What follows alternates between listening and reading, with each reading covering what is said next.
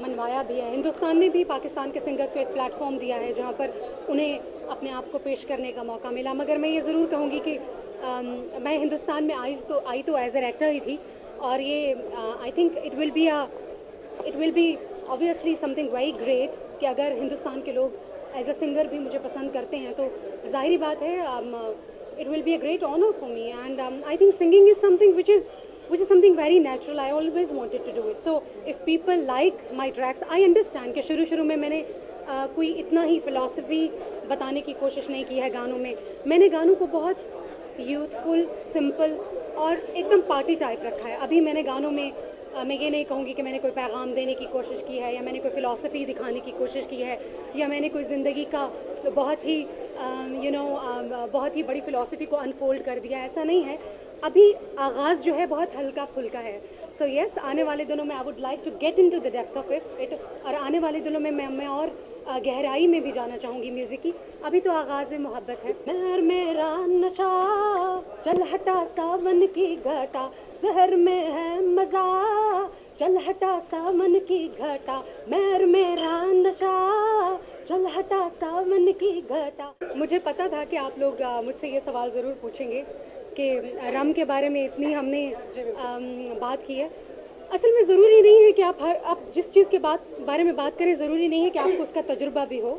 आप दूसरों के तजुर्बे से भी फ़ायदा उठा सकते हैं। मेरे बहुत सारे आसपास जो लोग हैं वो रम पीने के बाद क्या महसूस करते हैं, उनके जब मैंने जज्बात देखे तो मैंने सोचा कि रम के ऊपर एक गाना बनना चाहिए।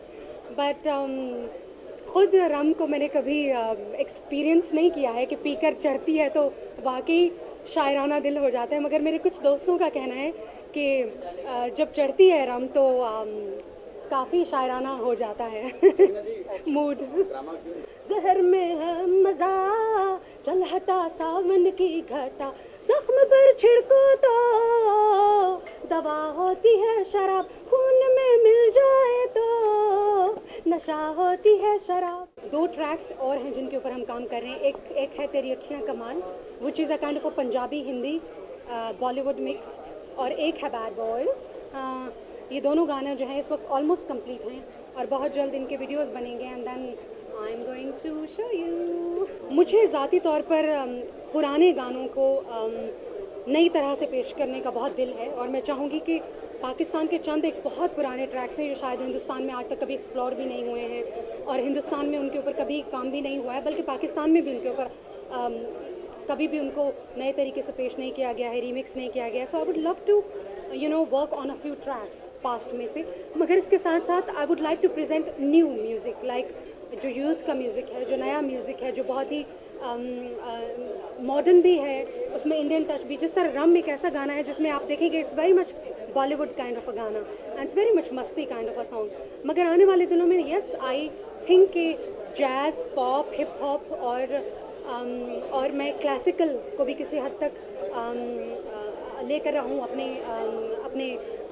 उसको मैं गाऊँ, but it's just that I have to do justice with every single track.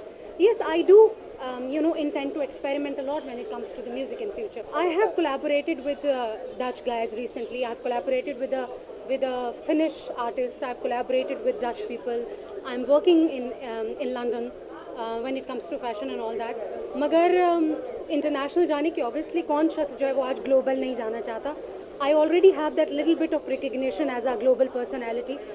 मगर इंशाल्लाह मैं चाहूँगी कि मुस्तकबिल में I would like to explore, I would like to take up challenges, it's just the beginning. I will definitely love to experiment and explore.